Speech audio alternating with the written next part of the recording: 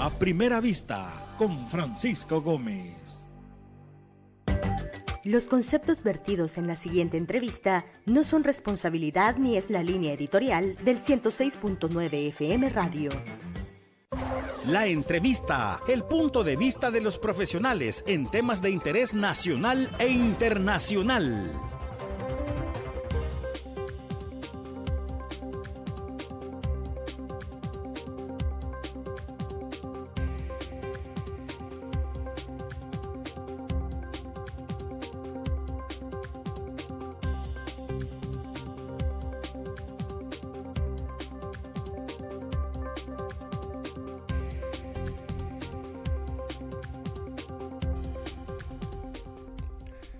de enero, jueves. Sean bienvenidos a Primera Vista, la entrevista con Francisco Gómez. Señal originada desde San Salvador Centro, distrito de San Salvador, departamento de San Salvador, en El Salvador. Así hay que decir, así está la onda hoy, como debemos de hablar, nos guste o no nos guste.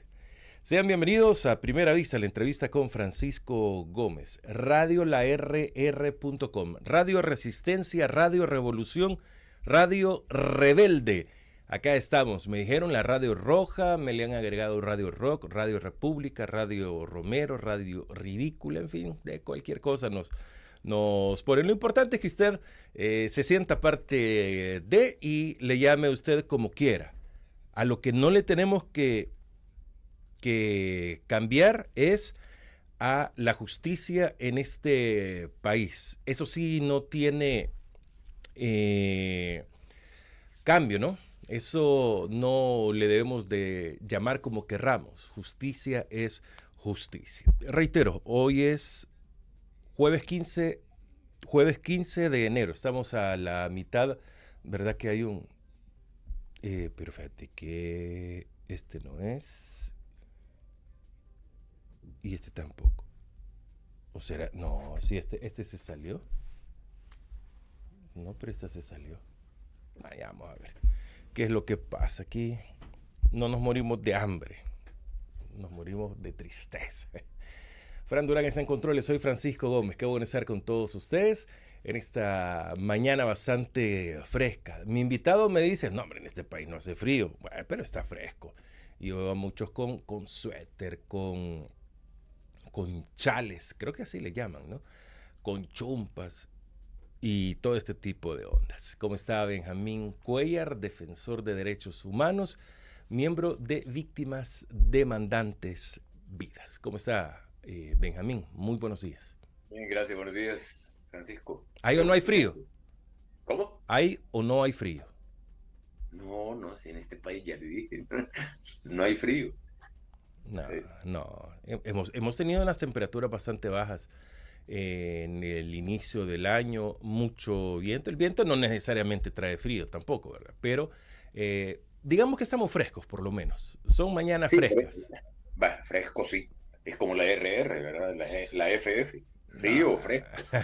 Sí, pero, está bien. Pero hace tiempo sí se sentía frío en ciertas partes del país. Sí. No sé cómo estará en las brumas, cómo estará por la parte de Cayahuanca y el Pital y todo eso. Pero yo creo que sí, habría que pensar, ¿verdad? Y reflexionar sobre el daño que se le está diciendo al medio ambiente, y eso origina el cambio en las temperaturas del país. ¿Y eso es parte del calentamiento global o eso, la deforestación, todo lo que estamos haciendo en contra de, aumenta el calentamiento global? Estamos o están haciendo. Estamos como país. No, yo no soy experto en eso, ¿verdad? Ricardo Navarro es el que nos daría una cátedra al respecto, pero que el calor, ¿verdad? No sé si es parte del calentamiento global o el calor en El Salvador. Sí, yo creo que tiene que ver con todo lo que están haciendo, no lo que estamos haciendo, ¿verdad? Tenemos bien presente cuando dijo el el señor Bukele, ¿verdad? Que había que aprobar todos los permisos medioambientales, que se estaban desperdiciando millones, miles y de millones de dólares, y ya vimos las consecuencias en Marsella, ¿verdad? Así los nombres que les ponen a las colonias también.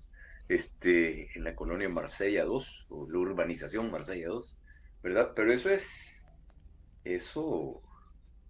consecuencia Sí. del acelerado deterioro del medio ambiente en el país. Están encementando El Salvador.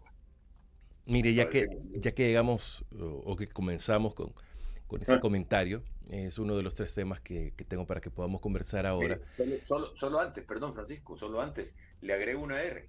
¿Sí? ¿Sí? Sí. ¿Ah? ¿Cuál? Rara. Sí, porque de la manera como se abordan los temas del país, ¿verdad? Sus invitados, ¿verdad? Excepto yo. O sea, son gente pensante, son gente que le aporta Usted es el al país. raro. Entonces es una radio rara, porque yo no, creo que no abunda mucho. Mire, Benjamín, ya que llegamos a este tema, ¿cómo podemos ver los derechos del ciudadano? De más está decir, obtener una vivienda digna ya es un problema en este país, ya es demasiado complicado. Un Y lujo, así, también, un exacto, lujo. es parte de, correcto, es un lujo también. Pero ¿a dónde quiero llegar, Benjamín? En que, ¿cómo están los derechos de estos ciudadanos? Tengan o no tengan un gran poder adquisitivo, pero todos tenemos derechos. Aquí se están violentando los derechos. Y ojo, no es exclusivo de Ciudad Marsella, Ciudad Versalles, Ciudad Real, todas las que tienen ciudad es la misma constructora. Pero esta constructora, que hoy le han cambiado no es que le cambien el nombre, sino que forman parte de algo más en inglés y que es más bonito y que le bajan el volumen a ellos, aunque sean la misma cosa. Pero yo les decía, anda es la institución pública con más denuncias, demandas y quejas en El Salvador. Anda. Pero en el tema construcción, Salazar Romero está lejos del segundo, pero lejísimos del segundo lugar. No estoy hablando de derechos del consumidor, sino que la población tiene derecho a exigir una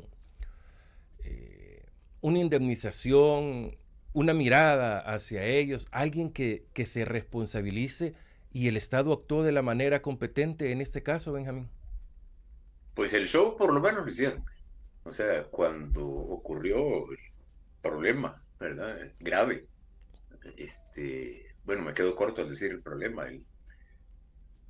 el atentado contra la seguridad de la gente, de los bienes de la gente que habitan en esa urbanización, si se le puede llamar urbanización, habría que entrecomillarlo.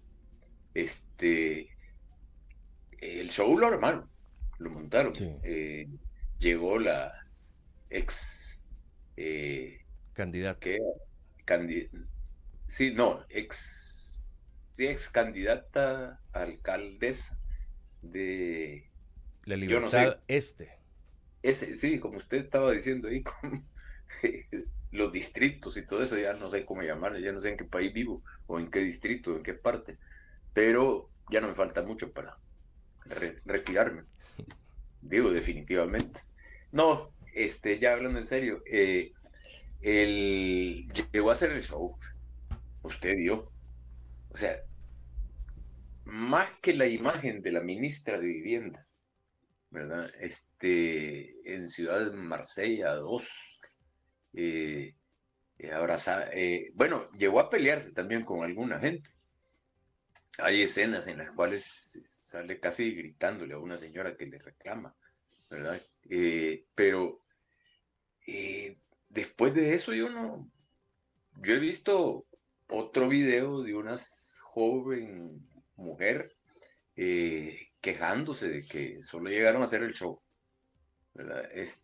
Pero me podrán decir de que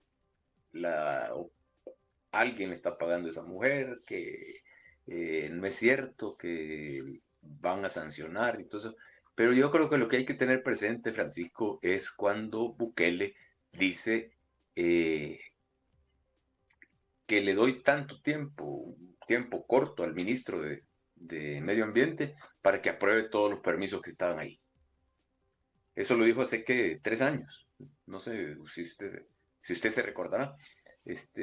Pero lo dijo hace un par de años. Y que se estaban perdiendo miles de millones de dólares. Entonces yo creo que ahí está la cuestión. O sea, si esto pasa con esa constructora, que ya le voy a contar una anécdota que viví y se la voy a contar al aire, con esa constructora, que sabemos que es la que está encementando el país, como digo yo, pero esto no es nuevo. Y creo que queda bien el comentar esta anécdota, porque esto fue hace años, cuando yo era director del Instituto de Derechos Humanos de la Universidad Centroamericana, José Simeón Cañas, de la UCA, estaba en el IDUCA, llegó gente porque el IDUCA, yo siempre lo digo en tono de broma, usted se acordará de aquel programa de televisión que tenía Aniceto Porcisoca con Paco Medina Funes, Oficina para Todo, ¿verdad? En esa época el IDUCA, no sé ahora cómo estará, pero llegaba gente para presentar cualquier problema que tenía relación con derechos humanos, por ejemplo, el derecho a la vivienda. Entonces llegó un grupo de gentes de una urbanización que quedaba camino a Los Chorros, ¿verdad? Bueno, ahora ya no se puede caminar por Los Chorros, no sé cómo está todavía eso, que son cosas relacionadas también, que tenían en sus casas problemas como, por ejemplo, del que me acuerdo yo, de la ducha, no, perdón, del foco del baño. Salía el agua. Sí, sí, pero así de crudo. Entonces, ahora con Bukele, ¿verdad? Después de que dice que suelten todos los permisos, aprueben todos los permisos, yo miro, hace unos meses, el año pasado, fui a Taco con unos amigos que me invitaron y yo vi unas urbanizaciones, no sé si serán de la misma compañía constructora, pero, o sea, realmente la depredación, y con eso termino, del medio ambiente en El Salvador es impresionante. O sea, que el estadio chino, que el CIFCO, todo eso está repercutiendo, ¿verdad?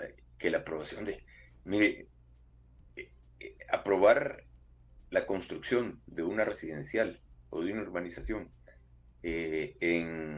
encima de la lava, ¿verdad? O sea, alguien me decía de que eso es un material radioactivo y que esa gente está condenada a morir a pausas. O sea, realmente yo sí creo que están deterioradas. Bueno, ahora están con orgullo diciendo que ya se van a construir 5 o 6 torres de más de 35 pisos, ¿verdad?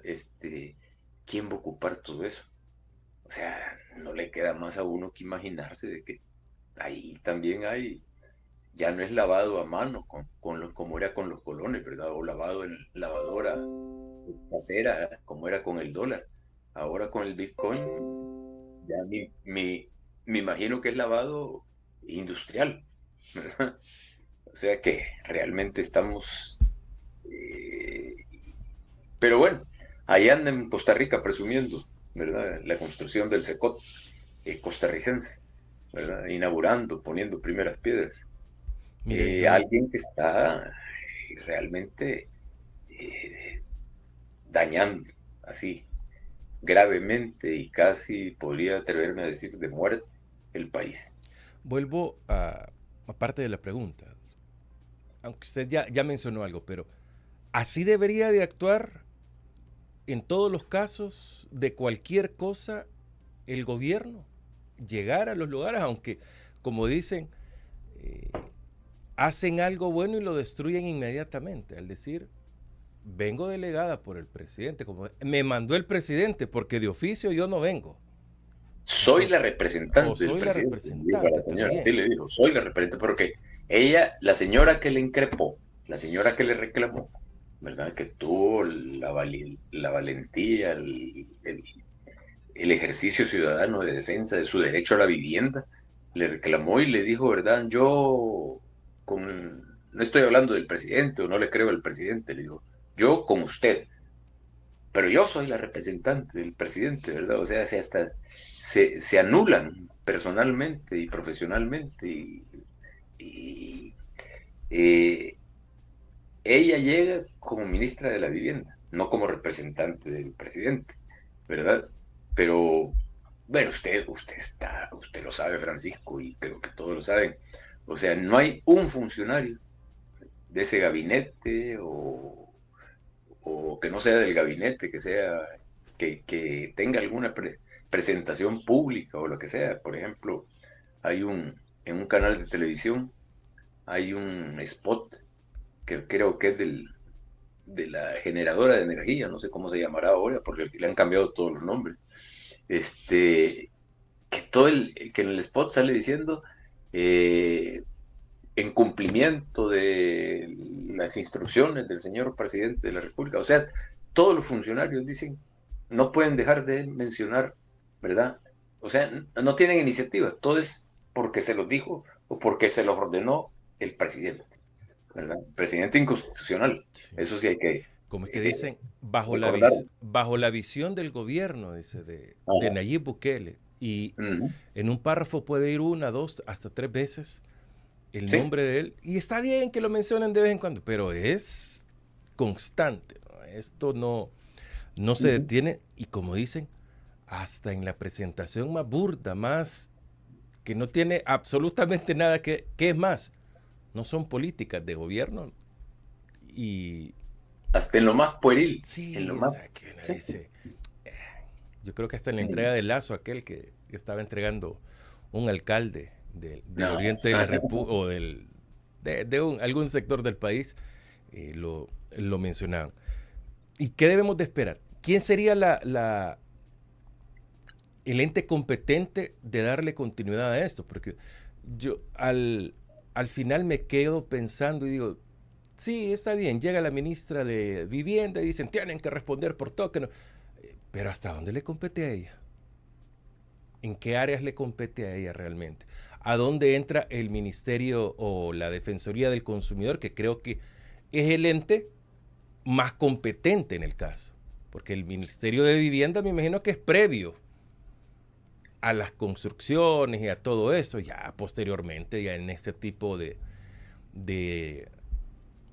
engaño, de mal producto que uno termina comprando, allá es otra instancia. O es como decir, yo mismo los voy a meter presos, cuando usted es el ejecutivo, no es el judicial. ¿Será que actúan de la misma manera los demás? Mire, yo creo que actúan según la indicación, el discurso oficial proveniente de Casa Presidencial, ¿verdad? Más que el presidente es el inquilino de Casa Presidencial que se ha quedado ya sin pagar la renta. Pero bueno,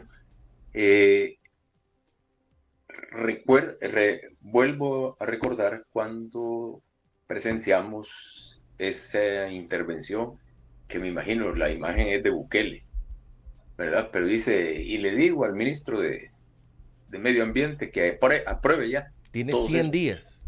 Todos esos permisos, 100 días le dio. O sea, ahí lo tenía enfrente y lo estaba haciendo en público con cámaras y ese spot lo pasan, se repite.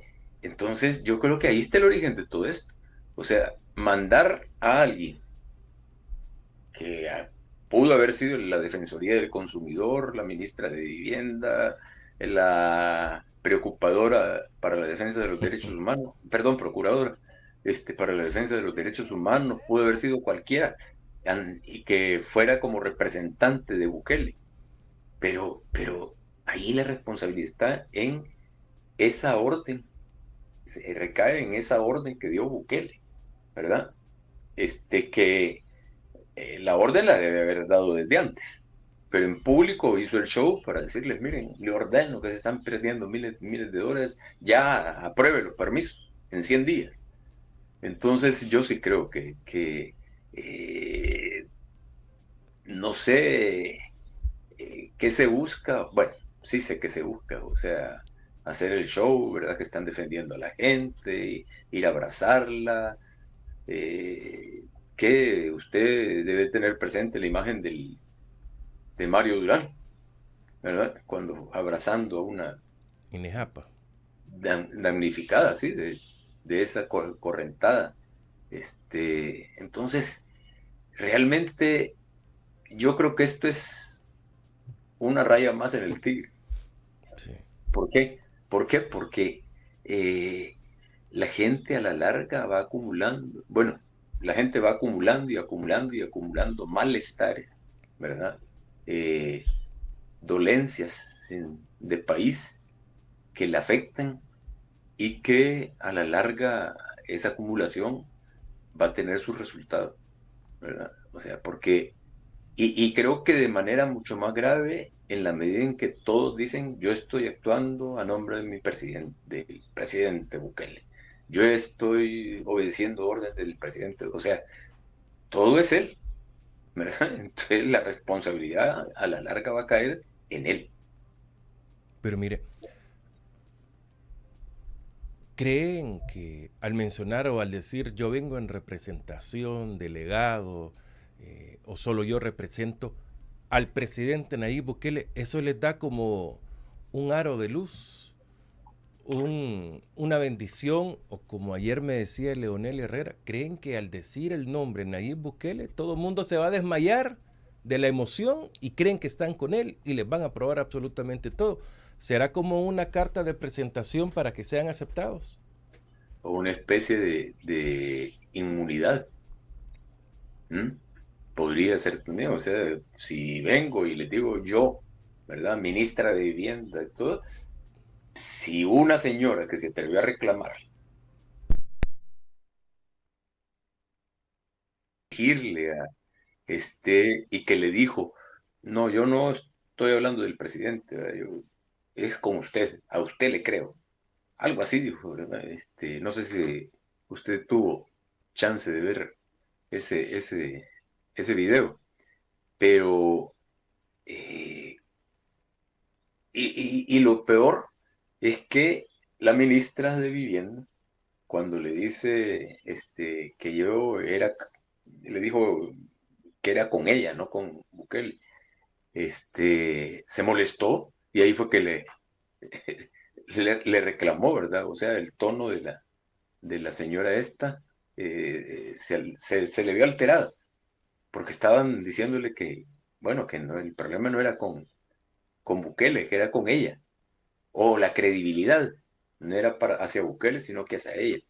Y ahí fue cuando ella dijo de que ella llegaba en representación de Bukele. Pero bueno, eso es lo que estamos viendo en el país. O sea, todo gira alrededor de Bukele, ¿verdad? Entonces, a la larga, como todo gira alrededor de Bukele, a la larga o a la corta o a la mediana, ¿verdad? Las cuentas se las va a tener que pagar Bukele. Bueno, mire, un caso similar, digamos, de una población, ojo, cada vez vemos más que la población se une, por lo menos para exigir la necesidad inmediata, el problema inmediato que está, reitero, es que eso no tiene nada que ver una cosa con otra, Fran, ahí. Si tenés conectada el otro ordenador, desconectarlo. Bueno, ya vamos a ver. Entonces, ¿a qué quiero llegar? En San Francisco Angulo, Tecoluca, la población también está unida para que no habiliten, no hagan, no construyan, no se tenga ahí un basurero, cielo abierto.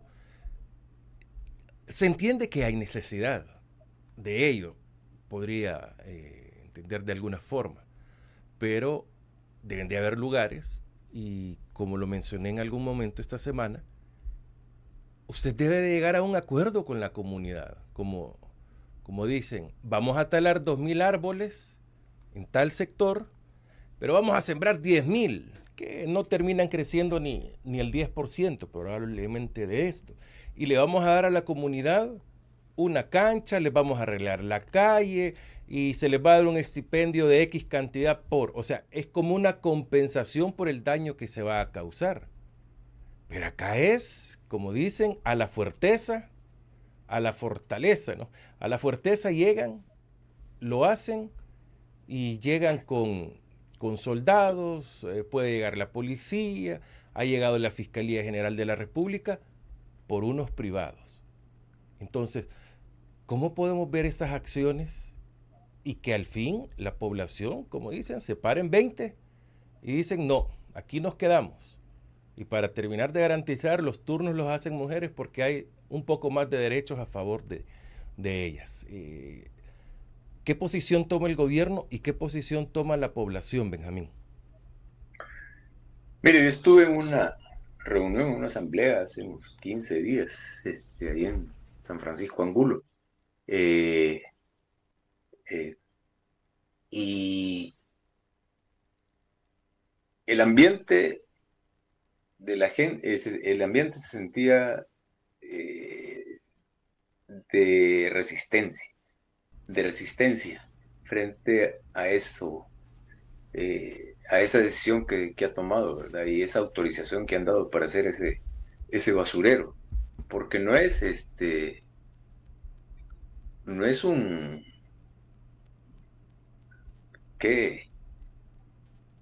¿cómo le dicen cuando depositan en relleno sanitario? Relleno sanitario. No es un relleno sanitario. Entiendo yo que es un basurero. A cielo abierto le llaman. A cielo abierto, sí. Entonces, la preocupación de la gente que vive ahí, ¿verdad? Que ya está siendo afectada. Porque la atención que le meten a la gente también, ¿verdad? La preocupación, todo eso afecta. Y la disposición que yo vi en la comunidad, habían más de 100 personas, ¿verdad? En esa reunión, era de resistir, ¿verdad? De oponerse y de resistir. No sé no he tenido mayores informes de cómo ha ido avanzando la cuestión, pero según he visto en las noticias, la decisión está tomada y están dando pasos cada vez más avanzados para consumar ese atentado contra el medio ambiente en esa zona que no afecta solo a San Francisco Angulo, afecta también a los alrededores. La gente tendría que tener el apoyo solidario, ¿verdad? De mucha más gente, sí, que no necesariamente tiene que vivir allí, pero yo creo que eso falta. En la medida en que se vayan afectando a más sectores de la población en otros sitios del país, creo que podría aspirarse a que la gente fuera más solidaria. Pero el problema es que hasta que no le toquen los intereses a determinada comunidad o determinada población, no existe esa solidaridad que debería de ser parte de la lucha de sectores que están siendo afectados y que, al igual que estos sectores afectados, otros sectores se van a ver afectados por otras políticas, ya sea que atenten contra el ecosistema o que le produzcan otros daños, ¿verdad? No sé, en la misma zona ahí por San Vicente, en Tecoluca, está el tema del secot y de las aguas, ¿verdad? Negras que salen de ahí y que está afectando también a la gente. El tema, o sea, hay una cantidad de problemas que se están dando en contra del medio ambiente fuera de las ciudades, ya en zonas como la de San Francisco Angulo y Tecoluca, que aquí en la capital no nos impactan, pero aquí nos están impactando otras. Entonces yo sí creo que hay que plantearse el desafío de buscar cómo lograr conectar todos los malestares, que no son nuevos algunos, pero que se han venido a sumar otros, con la voracidad, ¿verdad?, del régimen, del buquelato, ¿verdad? No le puedo llamar de la presidencia, pero del buquelato. Entonces, mi esperanza es que la gente se vaya dando cuenta de que los problemas que están afectando a raíz de esta administración voraz, ¿verdad?, de un neoliberalismo salvaje, desatado, están afectando a mucha población. Entonces, que esa población en algún momento va a tener que reaccionar y pues recuperar el espíritu de solidaridad, de compañerismo, de lucha contra las violaciones graves de derechos humanos que están ocurriendo en el país. Mientras tanto, bueno, ayer yo no sé si usted vio la condena, perdón, la cadena nacional. Antier. No, la de Costa Rica. Ah, escuché parte, como ya estaba grabado eso.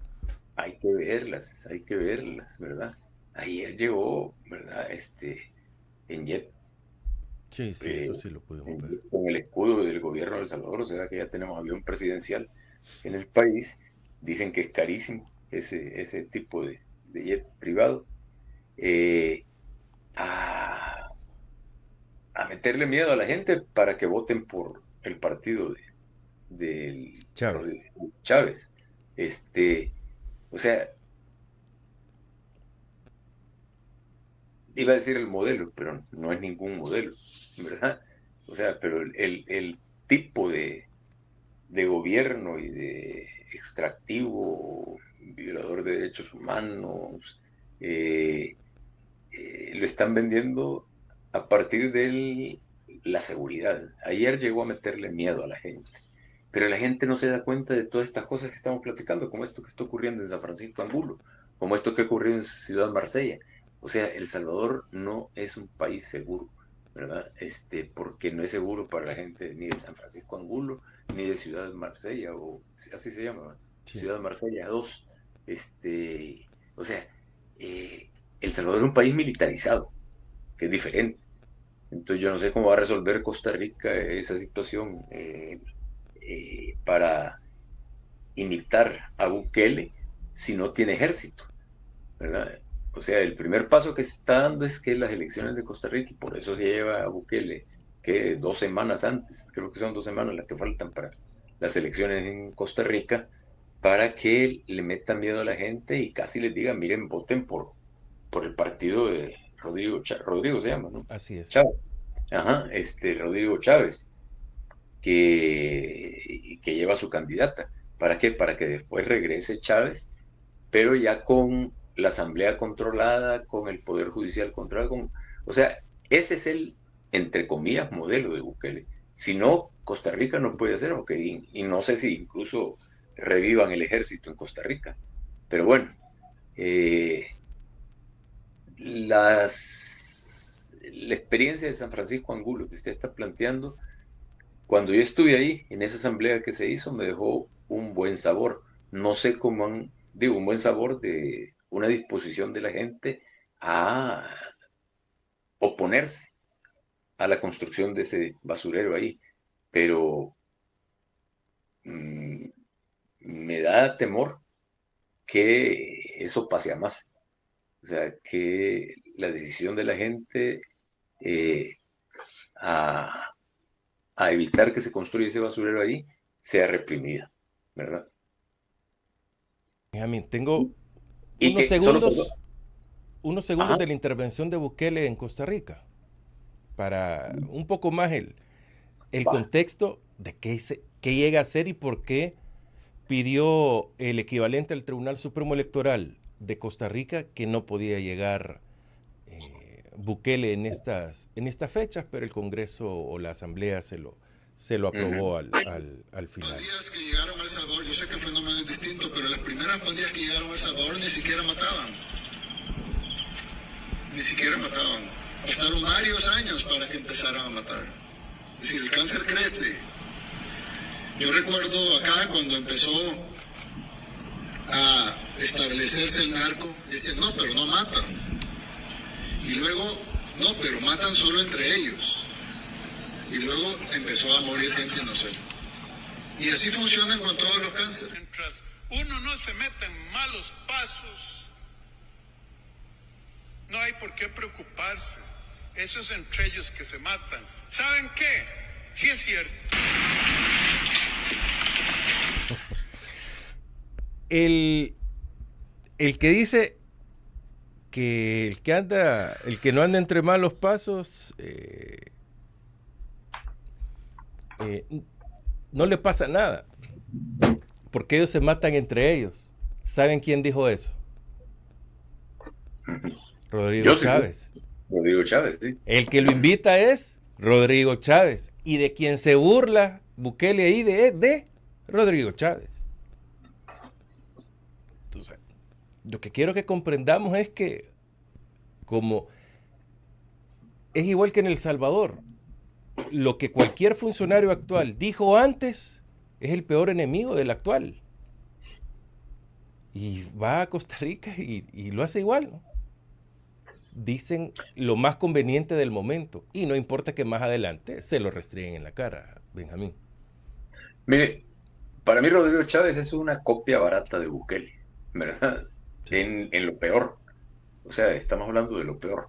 O sea, Sí. Rodrigo Chávez dijo, llegado a la presidencia, cuando alguien le preguntó, no sé si usted se recuerda de eso, que se iba a copiar el modelo, entre comillas, Bukele. Y dijo, no, en Costa Rica no se puede hacer eso, porque aquí hay separación de poderes, porque aquí no tenemos ejército, porque aquí funcionan las instituciones, ¿verdad? Y en menos de 4 años, porque ya el periodo presidencial es de 4 años, en menos de 4 años está diciendo lo que está diciendo ahora. Y su clave para afianzar y consolidar, porque tiene ventaja el partido, la candidata a la presidencia, entiendo yo que es la que más tiene ventaja, según las encuestas. Pero para afianzar, ¿verdad? Para ponerle ya el tapón al bote, ¿verdad? Y cerrarlo y asegurarse que no se le va a escapar el triunfo electoral, lleva Bukele 2 semanas, creo que faltan para las elecciones en Costa Rica.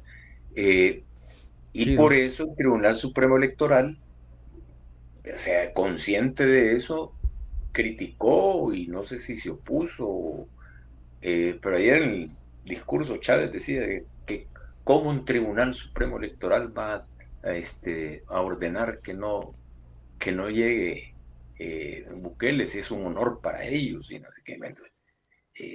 Mire, yo tengo un hermano que vive en Costa Rica, ¿verdad? Y él ve con preocupación, francamente, lo que está pasando allá.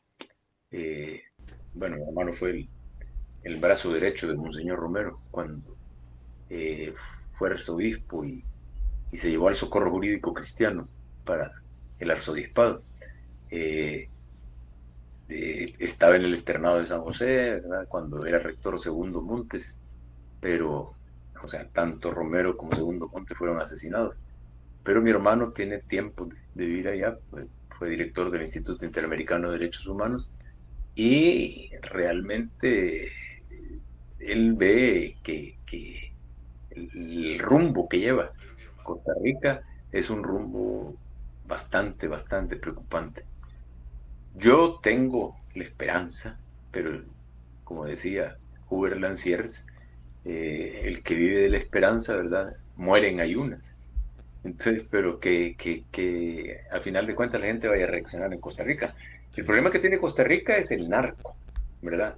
Pero en unas dimensiones no como las de acá, ¿verdad? Acá yo siempre he sostenido que como El Salvador no es productor de, bueno, no sé si en Costa Rica se producirá droga, pero allá, desde la década de 1970, yo me recuerdo un tal Robert Vesco, un estadounidense, ¿verdad? Que era un capo del narco. Se fue a vivir a Costa Rica, ¿verdad? Recuerdo también la frase célebre de Caro Quintero, otro narco célebre de México, cuando dijo, ¿qué? Costa Rica, dijo, cuando le dijeron, esa chingadera la compro yo. Pero Robert Vesco se fue de Costa Rica porque lo andaban persiguiendo y creo que fue a morir en Cuba. Entonces, las dimensiones del narco en Costa Rica y en El Salvador son diferentes. El Salvador, yo creo que yo siempre he sostenido que las maras han sido la tropa del narcotráfico que transita por El Salvador, ya sea por mar, tierra o aire. Pero en Costa Rica el problema del crimen organizado está adquiriendo unas dimensiones que tiene preocupada a la población. Entonces, la fórmula, no el modelo, sino que la fórmula de Bukele, creen que se puede transportar, replicar o repetir en Costa Rica, y yo lo miro difícil. Yo espero también que la gente cuide su democracia, ¿verdad? Pero bueno, ya veremos. Sí, y bueno, Caro Quintero entiendo que lo capturaron en Costa Rica al final, ¿no? En México, creo yo. No, creo que fue en en Costa México. Rica, en México es que está actualmente por la muerte de un agente de Estados Unidos. Bueno, las 7:47. Benjamín Cuellar, mañana se conmemora, se celebra, se recuerda, se ignora el 34 años de la firma de los acuerdos de paz. Se invisibiliza a propósito, realmente no importa qué ha pasado con los acuerdos de paz. Es más, apenas la organización civil organizada lo ha mencionado, el FMLN tiene actividad para sábado y para domingo, pero no de gran convocatoria. ¿Qué pasó? ¿Realmente se esfumó todo esto, Benjamín? Mire, yo creo que también hay que mencionar que el 11 de enero, o sea, hace, ¿qué? 4 días. 4 días. Hace 4 días se cumplieron 45 años del inicio de la guerra abierta. O sea, hubo preguerra, ¿verdad? Guerra sucia por parte del gobierno, guerra de guerrillas desde la oposición al gobierno, pero ya la guerra abierta inició hace 45 años, el 10 de enero, y finalizó el 16 de enero formalmente. Después había que ajustar cosas, desarmes, cumplir algunos asuntos que se habían acordado para que realmente quedara finiquitada la confrontación armada. Pero, mire, yo creo que el análisis crítico, ¿verdad?, de lo que ha ocurrido en El Salvador después del fin de la guerra debería de incluir las razones por las cuales se llegó a la guerra, cómo se finalizó la guerra, que es con esos acuerdos, y cómo se desperdició la oportunidad, al igual que se desperdició la oportunidad del golpe de Estado del 15 de octubre de 1979, ¿verdad? O la oportunidad de las elecciones de febrero de 1972. O sea, El Salvador, ¿verdad? Es un país que ha vivido de estallido en estallido y de frustración en frustración, ¿verdad?, para construir un régimen democrático, ¿verdad? Incluyente, respetuoso de los derechos humanos. Y qué es lo que se planteó en el Acuerdo de Ginebra, el 4 de abril de 1990. Entonces, el recordar esa firma del Acuerdo de Chapultepec, ¿verdad? El 16 de enero de 1992, es decirle a Bukele que todo eso que no hicieron bien los otros, ¿verdad? Los mismos de siempre, como les decía, ¿verdad? Él lo está haciendo peor todavía. O sea, para mí, el país debería de retomarse.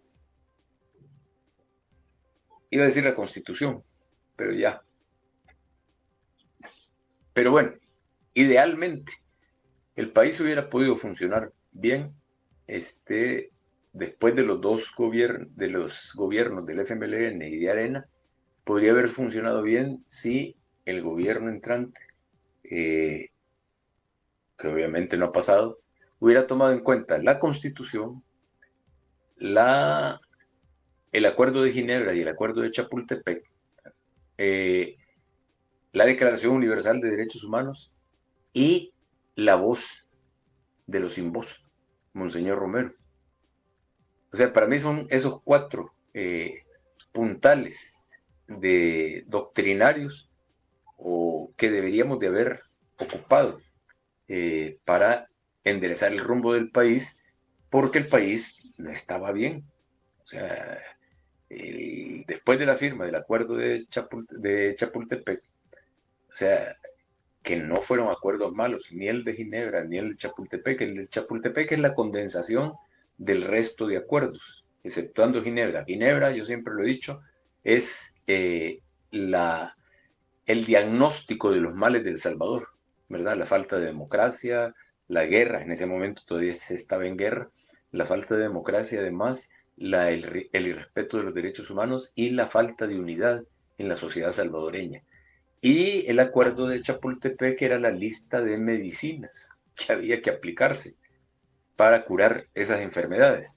Pero no lo hicieron bien. Desde 1993, Francisco, se comenzó con fortalecer la impunidad. En el Acuerdo de Chapultepec hay un numeral que tiene que ver con el capítulo primero relacionado con la Fuerza Armada, que se habla de la superación de la impunidad y se dice que los casos que conociera la Comisión de la Verdad tenían que pasar a los tribunales para que se diera el efecto ejemplarizante de la justicia. Pero no, se aprobó la amnistía. Después se sacó al ejército en julio, al ejército a hacer tareas de seguridad pública, ¿verdad? Y después se desmontó el Foro de Concertación Económica y Social. Entonces, con esas 3 cosas, ya, el proceso ya iba mal. Entonces, los acuerdos en sí no fueron ni una farsa ni fueron malos, ¿verdad? Entonces, habría que retomarlos. Pero no, Bukele lo que hizo fue decir que esos acuerdos eran una farsa. Entonces, en ese escenario, ¿cómo cree usted que se va a pretender que Bukele haga alguna conmemoración, recuerde eso? Al contrario, ¿verdad? Suerte que anda por Costa Rica. No sé si ya va a regresar antes, porque como su avión privado puede ir el mismo día y regresar el mismo día, ¿verdad? Pero bueno, yo creo que es deber nuestro, que tenemos esa conciencia, el retomar no solo los acuerdos.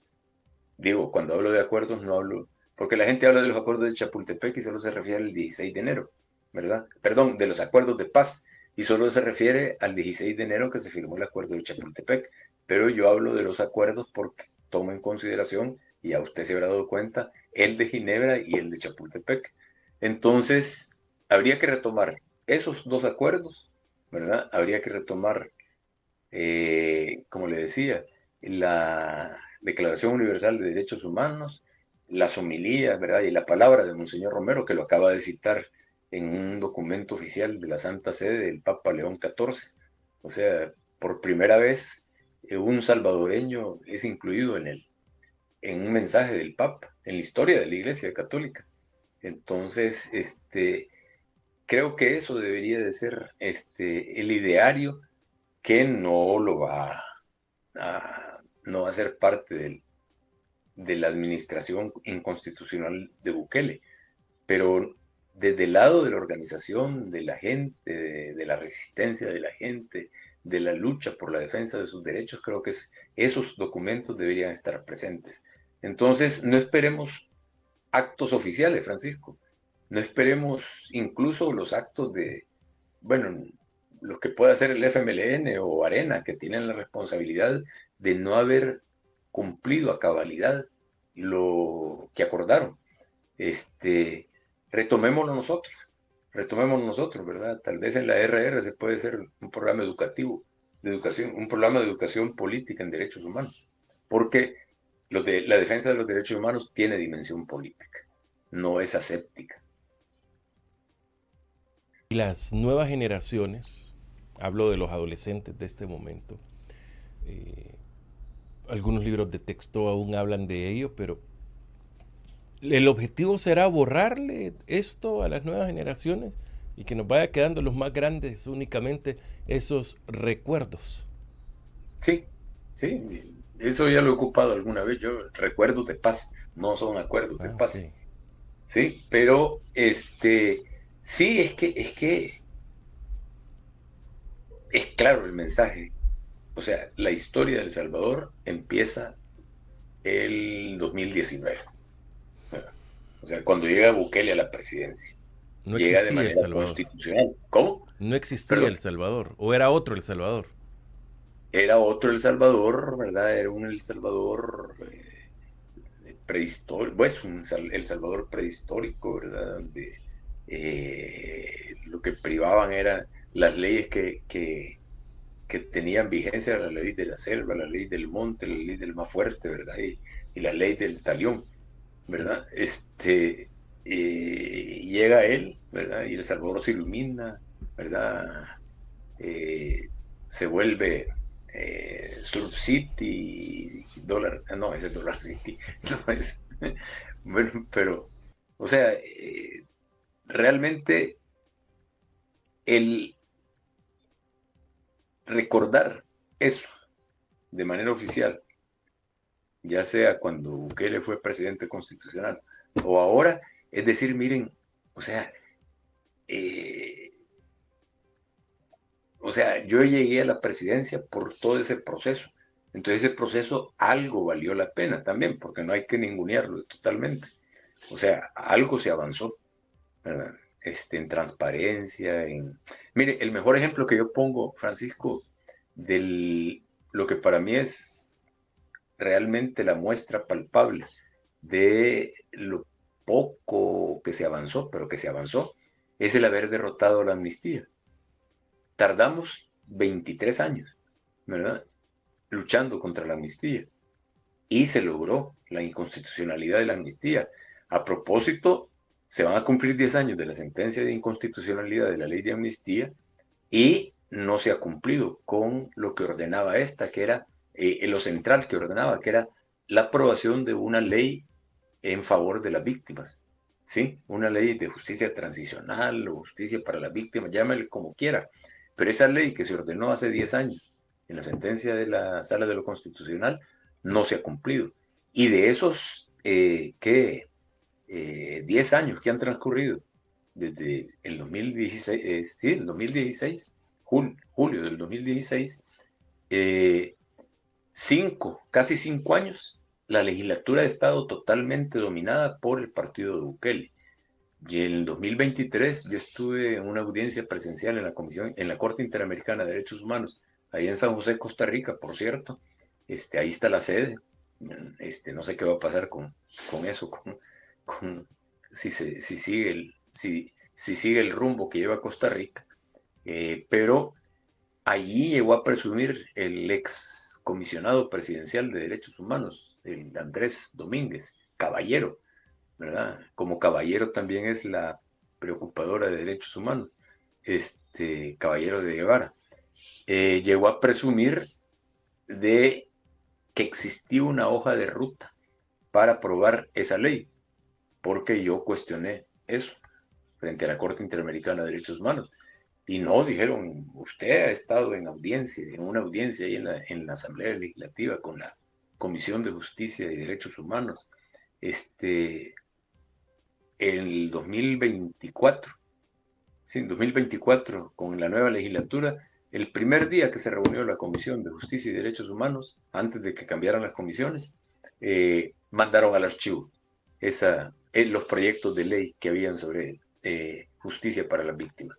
Entonces, el proceso, ¿verdad?, que se lleva es contrario totalmente al rumbo que se planteó desde Ginebra y Chapultepec.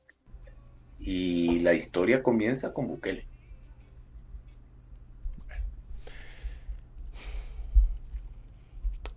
Y si se borra, como dicen, pueblo que olvida su historia, ¿cómo es que termina?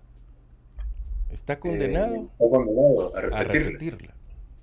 Pero eso, no, pero eso es de antes, perdón, Francisco. O sea, enero de 1833, bueno, en Chalate hubo algún levantamiento. En Chalatenango no tengo preciso, pero fue encabezado por un cura. Sí. Pero lo que tengo bien presente es en 1833. Anastasio Aquino se levanta, ¿verdad?, con los pueblos nanualcos por el robo de las tierras, por el aumento de impuestos, por el reclutamiento forzoso y por todo, ¿verdad? Se levanta en contra del régimen. Anastasio Aquino es derrotado por una serie de circunstancias, ¿verdad?, que por ahí interviene un cura que lo entuturuta, como decimos, ¿verdad? Le cortan la cabeza y la colocan en una jaula en el parque, y ahí estuvo mandando el mensaje: el que se rebele contra el poder, esto le va a pasar.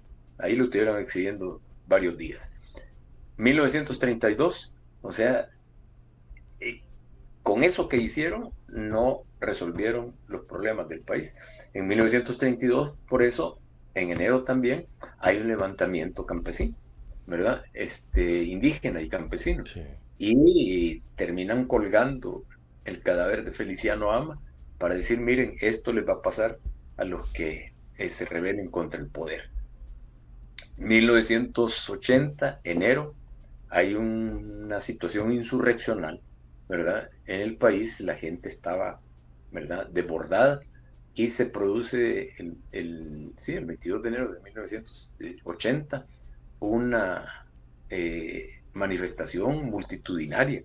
Hay quienes hablan de hasta 300,000 personas que salieron a la calle, bueno, que salimos a la calle. Y Héctor Dada Iresi, que en ese momento renunció después, era miembro de la Junta Revolucionaria de Gobierno, y en una entrevista él dice que creían que iban a Casa Presidencial, que íbamos para Casa Presidencial y que nos íbamos a tomar Casa Presidencial. O sea, estaban afligidos. Y ¿qué pasó? Reprimieron la manifestación. Entonces de ahí se vino la guerra al siguiente año, ¿verdad? Bueno, de enero de 1980 a marzo de 1980 matan a Monseñor Romero. En febrero matan a Mario Rivas Zamora, Zamora Rivas, perdón, hermano de Rubén. Lo asesinan, después matan a Monseñor Romero, después matan al rector de la Universidad de El Salvador, matan a los 6 dirigentes del Frente Democrático Revolucionario, las monjas, las religiosas, perdón, estadounidenses. Entonces estalla la guerra. Se logra de manera civilizada, con acuerdos y todo eso ya lo platicamos en esta ocasión. Pero ¿por qué hago ese rápido recuento de esta historia salvadoreña? Porque la historia se repite y se repite, porque el eje de la rueda de la historia salvadoreña, que patina y da vueltas en el mismo lugar, es la impunidad y el saqueo, ¿verdad? La explotación. Entonces, el hambre, la sangre y la impunidad son los componentes que han marcado la historia de El Salvador y que en la actualidad siguen presentes. Incluso, ¿verdad? Yo creo que estamos condenados a repetir la historia realmente, ¿verdad? Sí. Nada alentador. No, bueno, estaría mintiendo, sí, sí. Por lo menos de lo que yo veo, de lo que conozco de la historia, porque la viví, o porque he leído, o porque he escuchado, porque he platicado, porque he investigado, ¿verdad?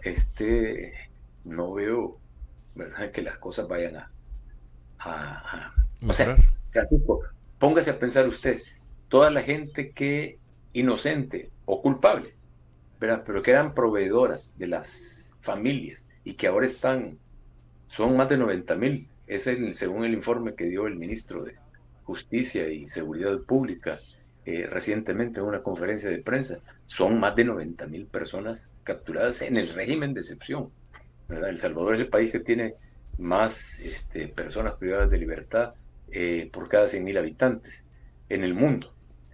¿Y esa gente de qué come? ¿Cómo vive? ¿Verdad? La acumulación de dolor, de resentimiento de los niños que cuando tenían 5 años, cuando agarraron a su papá en 2022, ahora ya tienen 9. Y lo que falta, o sea, esa gente, o sea, se están acumulando. Bueno, la gente que la han desalojado del centro histórico, ¿verdad? Yo le digo ahora el centro histriónico. Que la desalojaron. ¿Esa gente de qué vive? ¿Verdad? Y así usted va viendo todo lo que se está haciendo con este régimen depredador, no solo del medio ambiente, sino que también de la economía, de familiar de las personas que no tienen, o sea, de escasos recursos. O sea, ¿qué va a pasar con eso? John Sobrino, el teólogo español salvadoreño, español por nacimiento, salvadoreño por decisión personal, jesuita, a mí me dejó una lección en los tiempos que yo estudié ahí en la UCA y que conversábamos con él, cuando decía que lo que ha ocurrido en El Salvador y en el mundo también es la violación de 3 mandamientos de la ley de Dios. Decía, primero, no robar. O sea, al pueblo se le roba el fruto de su trabajo, ¿verdad? Un grupo privilegiado le roba a las mayorías populares el fruto de su trabajo. Cuando esta gente, ¿verdad?, que ha sido víctima de ese pecado y de esa violación al mandamiento de la ley de Dios, protesta, ¿verdad?, se viola otro mandamiento, no matar. O sea, la protesta se enfrenta con la muerte por parte de los poderosos. Y cuando se roba y se mata, ¿verdad?, se viola el otro derecho, el otro mandamiento de la ley de Dios, que es no mentir, ¿verdad? Se miente, ¿verdad? Inventando conspiraciones comunistas, y cualquier otra cosa, o que los mismos de siempre, etcétera, etcétera. Entonces, sí, la historia se puede repetir. Las condiciones están para que eso ocurra. Okay. Bueno, leeré algunos comentarios. Benjamín, para hablar de fútbol después. Emilia Urquía, muy buenos días, Benjamín. Pregúntenle a los miles de inocentes capturados arbitrariamente bajo el régimen de excepción de Bukele, cuando decía que el que nada debe, nada teme, y hoy estamos muriendo en las mazmorras salvadoreñas. Bastante duro el comentario al final que están dando. Liz Ortiz, exacto, muy buenos días. Después les dan la patada. Manda ahí muchos saludos. Le manda saludos Griselda. Saludos Benjamín, gusto de verlo. Desde La Paz, ¿se recuerda de mí? Saludos Benjamín. Ustedes de los grandes, dice 503. Rosa Salvaje, buenos días a todos. Julián Hernández, ahora estamos bien, ojalá sigamos así. Tenemos orden y libertad con V y con acento en la E. No sé a qué se refiere. no conozco esa libertad así escrita, de esa forma. Buenos días, nos dice Sedhu. La constructora es famosa en El Salvador por hacer cajas de fósforo y por untarle la mano a oficiales del gobierno. Tienen años haciendo eso. No sé. Mayra Montiel, saludos, Francisco. No sé si tendrán alguna máquina de lavar, una lavadora. Como decimos, una dry. Alfonso Recinos. Doy la orden que en 100 días todos esos permisos se aprueben. Miles de millones de dólares entrarán a la economía. Perdón, quise decir a mi economía. El medio ambiente es vida, pero también representa dinero. Donde haya dinero, ahí va a estar el gobierno. Correcto. Hola, saludos. Guácala, dan asco esos dos disque presidentes. Yo creí que usted y yo, pero no es a los presidentes. Es a los otros, también a los otros, dice. Ya me estaba esperando eso. Un jet como el que utilizó Bukele nuevo costaría entre 15 y 34 millones. No nuevo, entre 15, o sea, usado entre 15 y 34. Y nuevo, 62 millones. Con el 1% de eso arreglo mi vida. Qué bien lo que está diciendo Benjamín. ¿Será que los costarricenses se aburrieron de la democracia? ¿Necesitan el látigo y la mano dura? Todo apunta que pueden ir por ahí, ¿no? Como que se quiere un cambio. Se está celebrando. A lo mejor a los ticos les estorba el dinero y están llevando a quien se los quite. El pueblo salvadoreño solo se recuerda del nombre de quien le da paja en el instante. Al día siguiente tiene que rebuscarse con la comida. Excelente panelista. La firma de los acuerdos de paz fue una traición, no por el fin de la guerra, pero sí por el motivo de su finalización, que las cúpulas tomaran dinero. Cuando los burgueses dentro de las FPL se tomaron el poder en 1983, ahí cambió el camino de la guerra y de sus ideales. Un motivo fuerte para que hiciéramos la guerra fueron las injusticias sociales, incluyendo lo económico, y en ningún acuerdo, ni Suiza ni México, no se tocó el tema económico. Francisco Escobar nos manda saludos. Juan Francisco Surio, buenos días, saludos a los pensantes conectados, especialmente a Francisco y a su invitado, Benjamín Cuellar. La única hoja de ruta que conoce el pueblo, ya sabemos. ¿Y cuál es? Esa hace la pregunta. Plomo, le dice el otro. Luis, los acuerdos de paz quedaron en la historia, según los chicos de Cristal de ahora. Señores, el pueblo salvadoreño es el único que, aunque conozca la historia, siempre la repite, dice. El pueblo salvadoreño está programado a buscar el dedo con el atol. Lamentablemente vamos caminando de regreso hacia el pasado. Y sí que es lamentable todas esas cosas que se dan, Benjamín, pero en fin, a ver qué pasa realmente. Que me preocupa que la sociedad civil organizada también lo ve ha dejado que la fecha vaya a pasar sin pena ni gloria, pero en fin.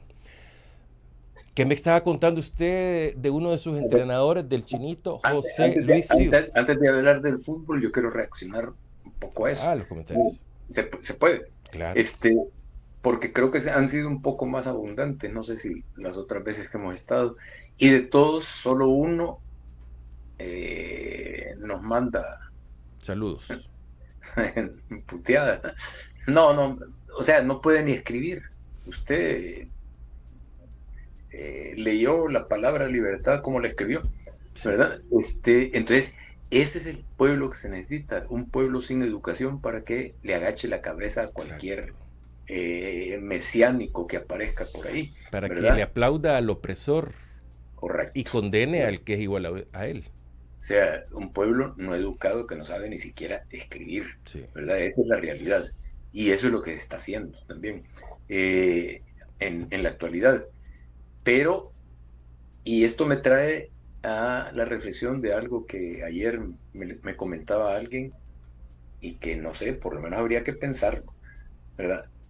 ¿Qué atol le dio el año pasado en enero, en la cuesta de enero, al pueblo salvadoreño Bukele?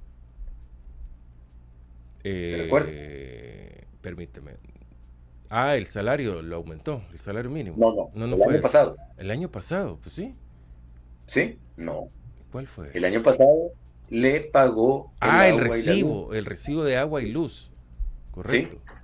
Sí, entonces me decía, bueno, ponete a pensar, si el año pasado hizo eso y este año, porque ayer o antier fue que anunció la quincena extra en enero, dice que para ayudarle a la economía difícil, a la situación económica de enero, que es bastante complicada después de todos los gastos que se hacen en el fin de año, ¿verdad? Y que por cierto, a los que ganan menos, bueno, es parejo, porque les va a dar una quincena hasta los 750, a los que ganen $750, ¿verdad? Pero si usted gana, ¿qué?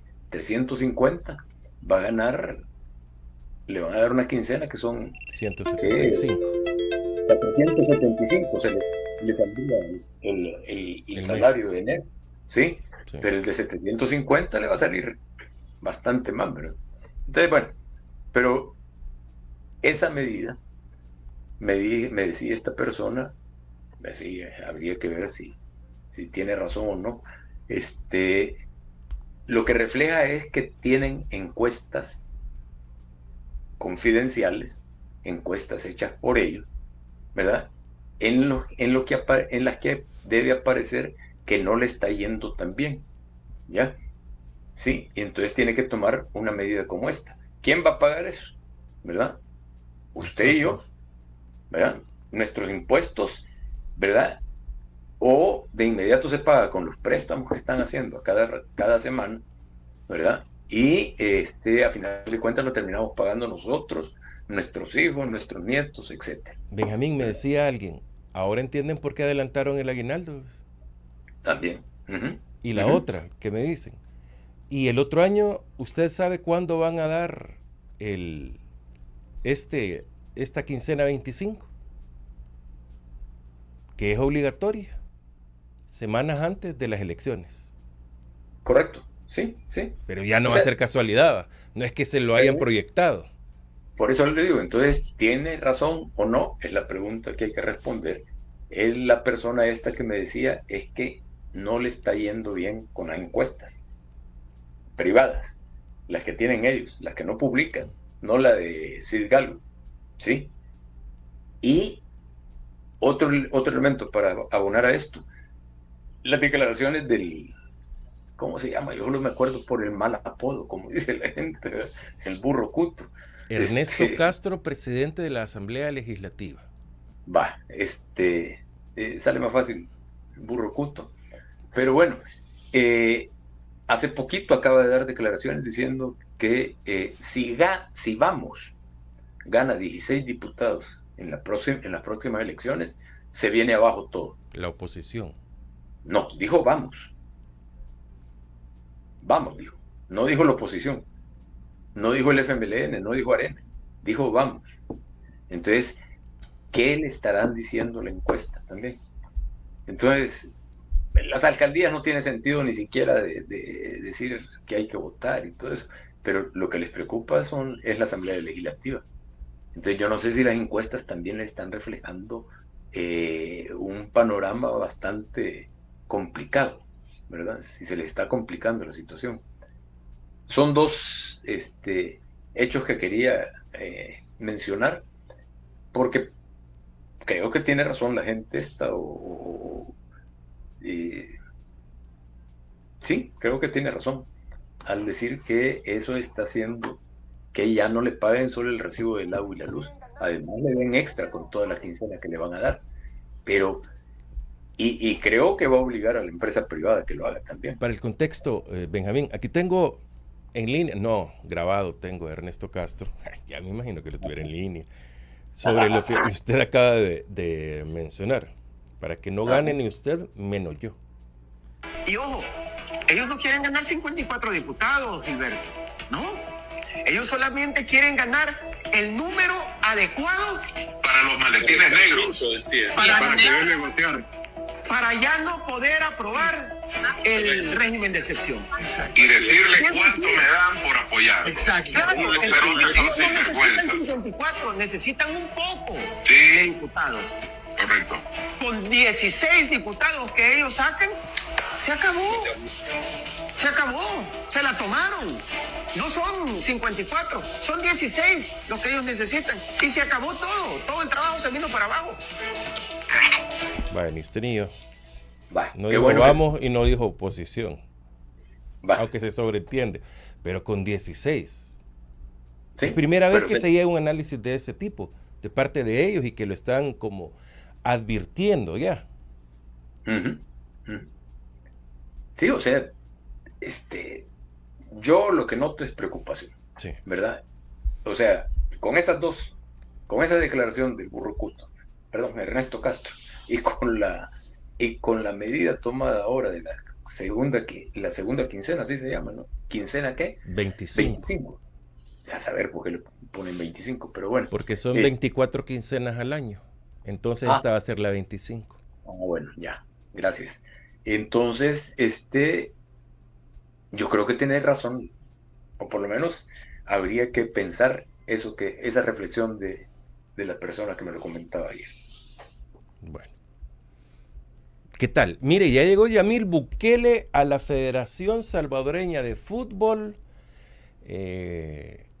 Ya está poniendo orden, está poniendo su sello, ya pidió que cambien el logo de la federación. Imagínense, esto es interesante, que cambien la cara de la federación, el logo, ¿verdad? Y que nosotros podemos proponer y decir, este es mi diseño, y ellos lo van a elegir. Ajá, todo eso ya está, ¿verdad? Ya vemos qué camino vive. Y ojo, hay algo que a mí me hace ruido, Benjamín, pero un ruido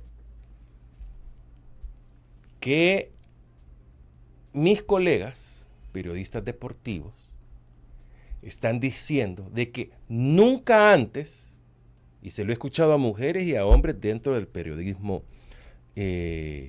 deportivo, nunca antes se había trabajado como ahora.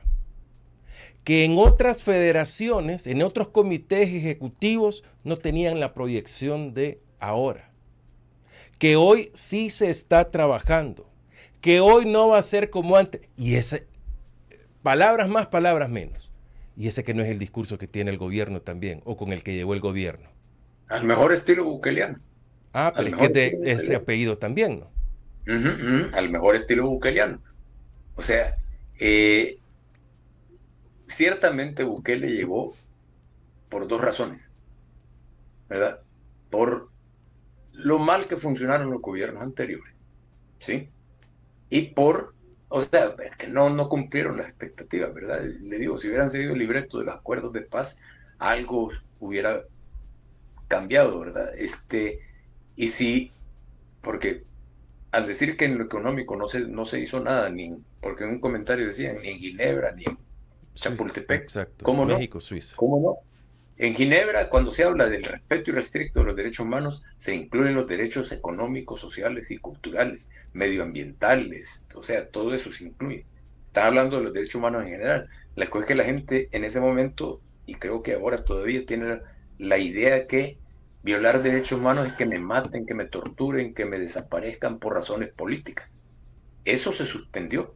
Eso se suspendió, bueno, hasta hace pocos años, ¿verdad? Pero como práctica del Estado, como práctica sistemática del Estado, eso se suspendió, pero no se trabajó el tema de los derechos económicos, sociales y culturales y ambientales también, hay que incluirlos. Entonces, y lo que se tocó en el acuerdo de Chapultepec, ya lo mencionaba yo, fue el Foro para la Concertación Económica y Social, que lo desmontaron en diciembre de 1993. Entonces, con el pretexto de las elecciones de 1994 que venían y que decían que eran las elecciones del siglo, no sé si recordará usted. Sí. Porque participaba la exguerrilla y eran generales, eran presidenciales, de asamblea y de alcaldías. Pero bueno, sí, se tocó muy levemente, muy sin profundizar, sin entrarle con... Bueno, incluso en el acuerdo de Chapultepec, el FMLN lo firmó aceptando, ¿verdad?, el ajuste estructural propio del modelo neoliberal. Y por eso se creó el Foro para la Concertación Económica y Social, para paliar los efectos del ajuste estructural. Así lo dice el acuerdo de Chapultepec. Pero bueno, más allá de eso, también llegó por la corrupción, ¿verdad? O sea, fueron gobiernos contradictorios porque, sobre todo con el del FMLN, se avanzó en temas de transparencia con el Instituto de Acceso a la Información Pública, etcétera, etcétera. Pero, y eso fue lo que descubrió corrupción de ese gobierno. Me acuerdo aquella célebre frase, ¿verdad?, que yo he hecho esto porque tengo la cultura del ahorro, algo así fue que dijo, ¿se acuerda? Entonces, o sea, Bukele llegó por lo malo que hicieron los otros, ¿verdad? Y porque le ofrecía el satélite Cuscatlán, la ciudad Bitcoin, esto, lo otro. Lo mismo está haciendo el primo, ¿verdad? En la Federación de Fútbol. Hermano. Hermano, sí. Hermano, sí. Hermano de padre, por parte de padre. Sí. De madre, ¿no? Lo mismo está haciendo. O sea, que le voy a cambiar el escudo, el logo de la federación, ¿verdad? Que le voy a poner un más bonito. O sea, eso es el satélite de Cuscatlán del fútbol, ¿verdad? Y por lo mal que fueron las otras federaciones, las anteriores federaciones. Pero vamos a ver los resultados, ¿verdad? Los resultados es lo que hay que ver. Y yo no le miro que, por mucho que cambie el logotipo y que traigan al Bolillo o al Bolo, a quien sea, ¿verdad?, de entrenador de fútbol, esto se vaya a resolver.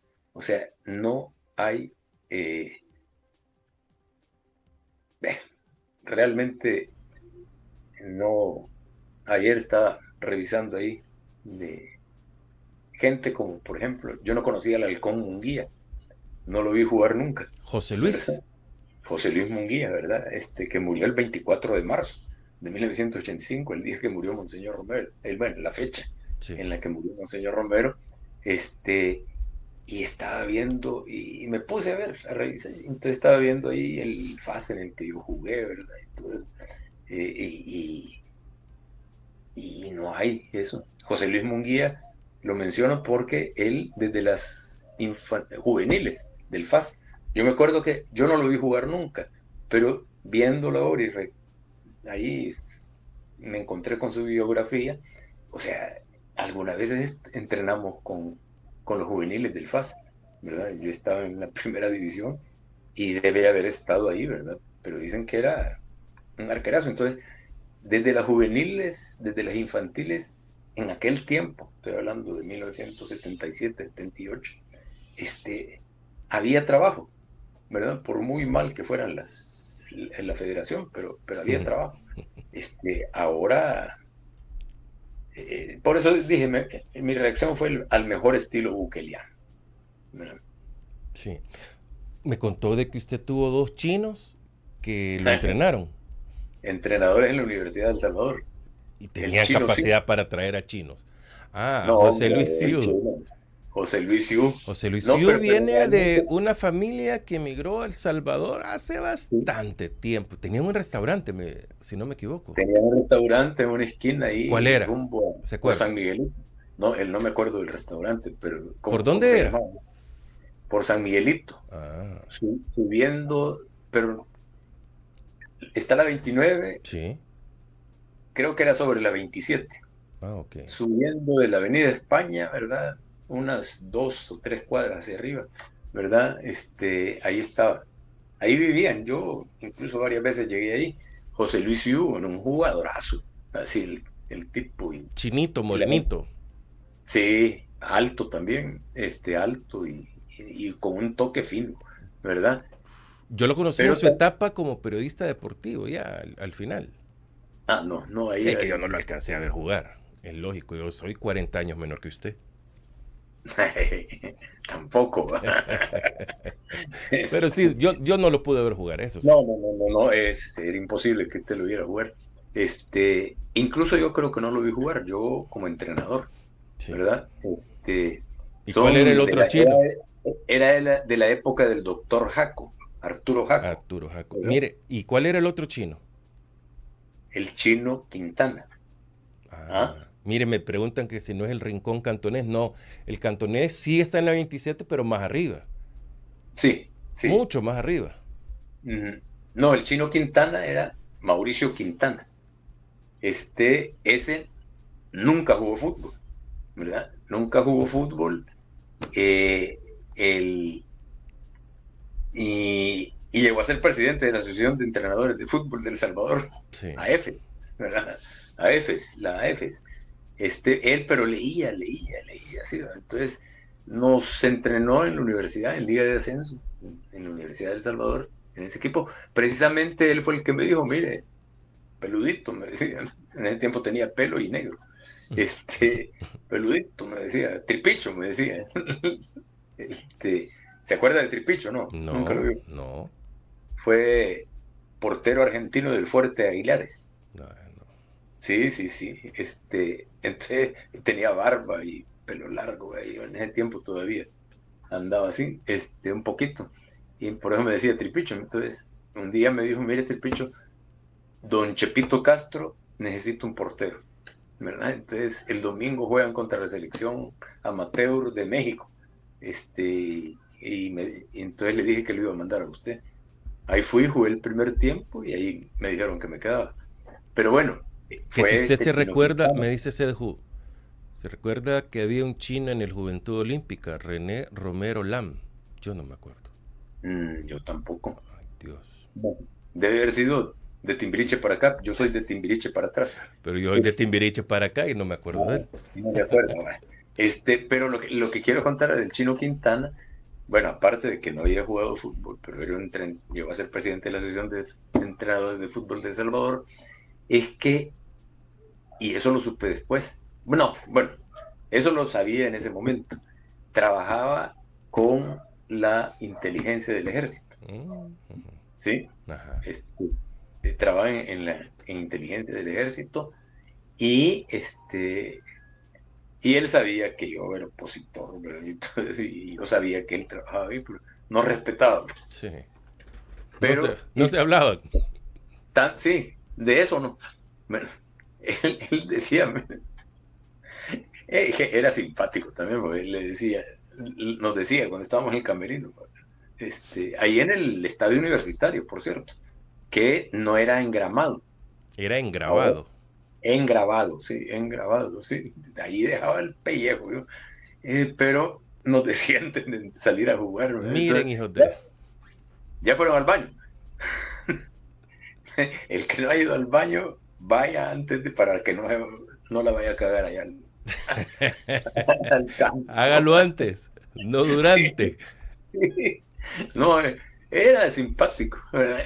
Pero digo, era porque después de la guerra, no sé cuánto tiempo después, pero acababa de terminar la guerra. Preguntan si inteligencia del ejército era similar a Oreja. No. El Oreja era el que andaba en la calle, ¿verdad? En la colonia y le ponía el dedo a la gente. Ese era el Oreja, ¿verdad? Y ahora también hay. Sí. Más. No, inteligencia era en la sección de inteligencia, en el S2, ¿verdad? De la Fuerza Armada.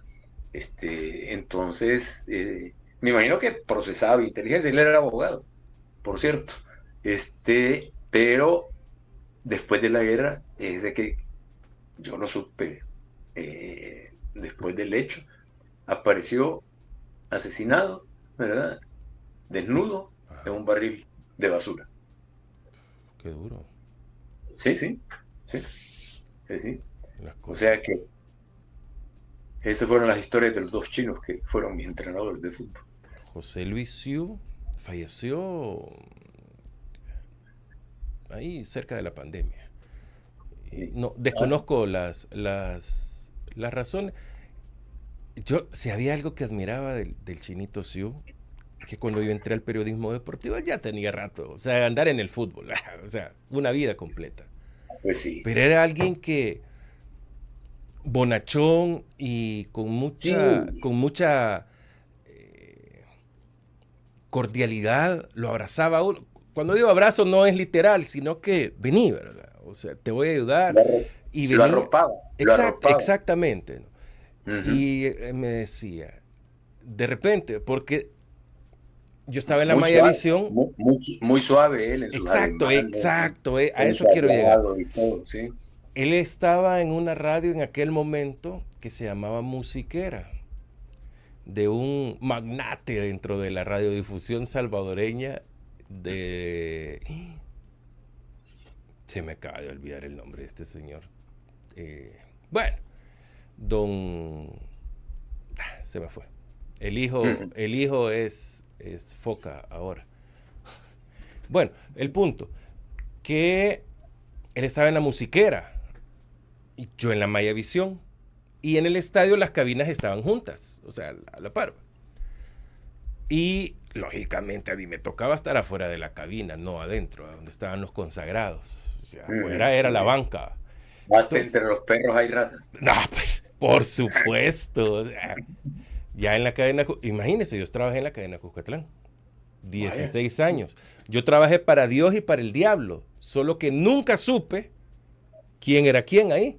O sea, no supe con quién. No, yo sí sé.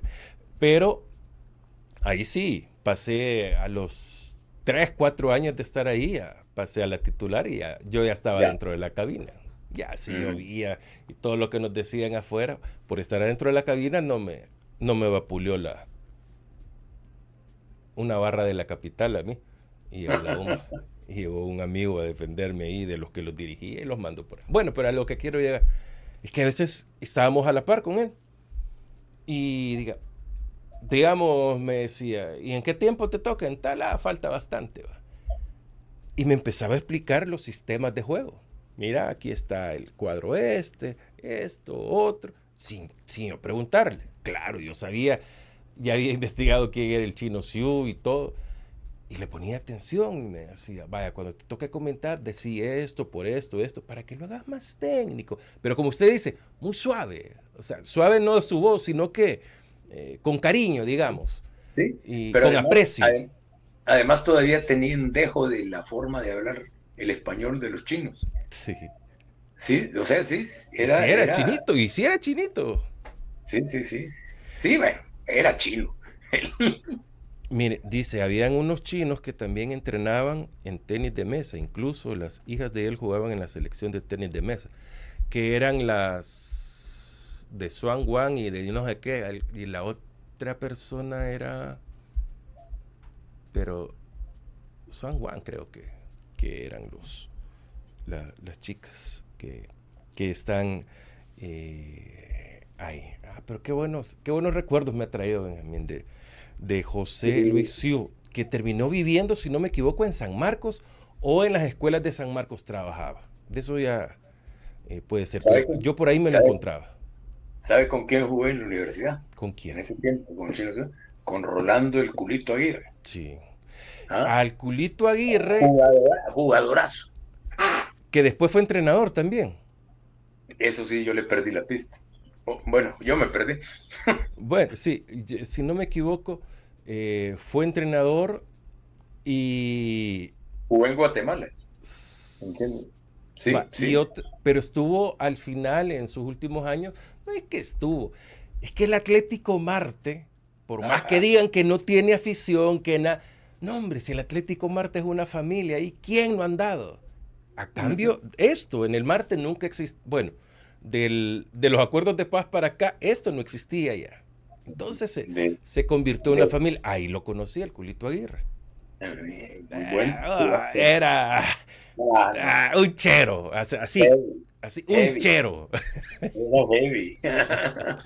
No, ahí también conocí, o sea, ya, no de conocer, ya traté con él con Chincuyita Deras, que hablamos una vez de Chincuya, ¿se recuerda? Miguel. Exacto. Y su hermano Chuderas.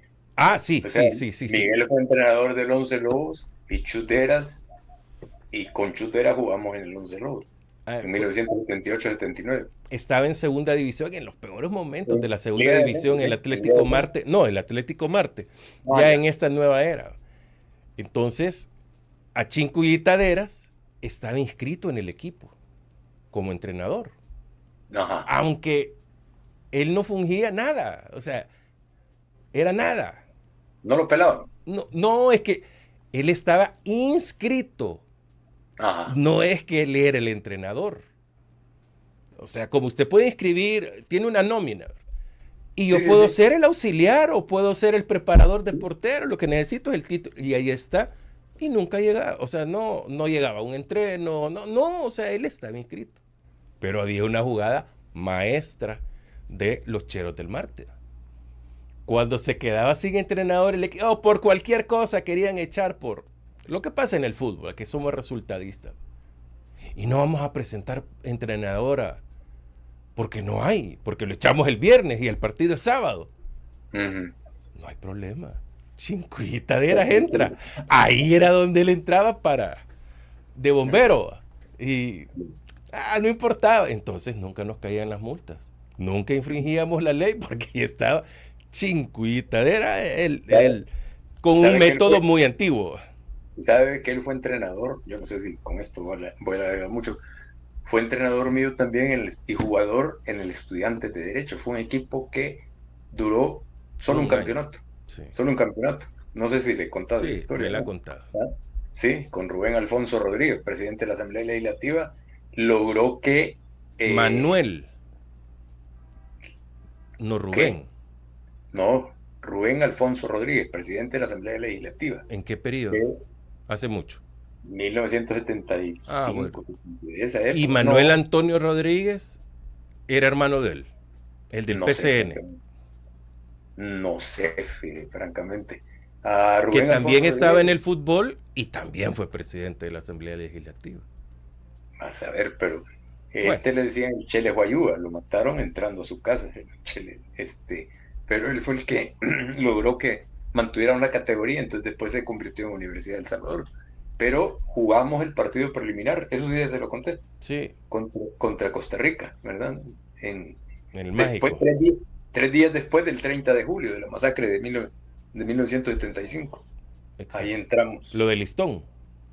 Lo de todo. Pero bueno, Chincuya era el entrenador y también jugaba. Chincuyita, porque Chincuya era el papá. Sí. Chincuyita era pequeñito y chero también. No, ese era más chero todavía. Ese era jodarria, como dicen. Tecleño. Sí, exacto. Pasaban ahí en el Club de Leones y en el Club Tecleño. Y vivían a 2 cuadras del estadio. ¿Cómo se llama? Las Delicias. Las Delicias, sí. En el Club Tecleño ellos iban a comer cucarachas. Echarse en parva y con cucarachas. Eso era. Y ojo que yo no tomo y no he tomado nunca, pero hemos andado en el bajo mundo. Es que es el fútbol, va. Pues sí. Hay cheros ahí, una mirada, va, y aparece. Bueno, qué agradable plática al final, no al final, sino que al final siempre tenemos una agradable plática para desconectarnos un poco de lo triste que estamos pasando. Aquellos momentos tampoco eran muy alegres que ese día, ¿verdad? Pero eran diferentes, definitivamente. El Chele Guayúa, por decreto legislativo, evitó que el Sonsonate bajara de categoría. Es cierto. Sí, igual que hizo con el Estudiantes de Derecho. Solo que el Estudiantes de Derecho se cambió de nombre y se hizo de toda la universidad. Espéreme. Por decreto legislativo. Sí. ¿Y qué tiene que ver una cosa con otra? Le cuento, o sea, en Liga de Ascenso eran 10 equipos por zona. Por 30. Eran 30. Zona central, zona occidental y zona oriental. Pero cuando bajó el Estudiantes de Derecho, que quedamos en último lugar, bueno, no me acuerdo, creo que solo un punto hicimos, pues sí, Estudiantes de Derecho, imagínense. Pues sí, ¿qué podíamos esperar? Ese decreto es el que conozco yo, pero creo que también lo hizo con el Sonsonate, y si lo están diciendo es porque lo hizo, pero aprobaron que pasaran de 10 por zona a 12 por zona, entonces el estudiante de Derecho se quedaba. Yo Sí. le digo algo, Ujú. si yo hubiese tenido algo así, un puesto así que pueda decidir eso, y al martes les pasaba algo, yo lo hacía. No hubiese tenido ningún escrúpulo para hacerlo. Sí, aquí se puede ocupar de todo. Y me imagino que salvó al Sonsonate, porque si le decían el Chele Huayúa, es porque era de Huayúa. Sí. Lógicamente salvaba a su departamento. Y el estudiante de Derecho porque era abogado. ¿Y cuál es? Sí. Pues sí. Así que, la cherada viene desde siempre. pues, las movidas. No, pues sí. Es que hay que, mire, pero es que para eso usted tiene que saber también, ¿o no? ¿Qué? ¿Cuáles son todas las artimañas? Pues sí. Y ser chero de los que lo van a apoyar bien y van a convencer y le van a dar paz a los demás para que hablando no de, o sea, recapitulando, la historia de El Salvador se repite. ¿Cómo así? ¿Mm? ¿Cómo así? Lo que están haciendo ahora. Sí. Ajá. Ya no hablando de fútbol, sino que de todo. Sí, es como dicen, un todo. Orden se llamaba la central de orejas, soplones y ratas asquerosas. Así se llamaba. ¿Cómo? Orden se llamaba la central de orejas, soplones, ratas asquerosas. Orden era la organización democrática nacionalista fundada por el Chele Medrano. Ay, Dios. Nada célebre. Sí, director de la Guardia Nacional. Sí. Pero orden no era, o sea, sí eran orejas, o sea, sí ponían el dedo y todo eso, pero orden era abierto. Mire lo que está diciendo Ismael Calderón. Francisco sí es marciano. Sí. Sí. Y he salido con las camisas del Marte cualquier cantidad. Usted sabe que yo quiero ver. En un torneo fui presidente del Marte. He sido vicepresidente 3, 4 veces. Claro, no, en la primera edición no llego a ese level, sino que en segunda o en la alfa me toca cumplir, pero he sido representante del Marte ante la primera división suplente. No sé, 10, 15 torneos, cualquier cantidad. En la segunda división, ojo, yo el propietario y Hugo Carrillo el suplente. En la segunda división del Marte, eso me tocaba el secretario, el tesorero, el protesorero, director. He dirigido en el Marte. No había nadie y yo era el único autorizado para estar adentro de la cancha porque yo era delegado de cancha. En Huayúa, por cierto. Ya se había ido la Chincuita. Sí, ya estábamos en otras etapas, ya mucho más reciente. En Huayúa jugaba Atlético Marte Huayúa.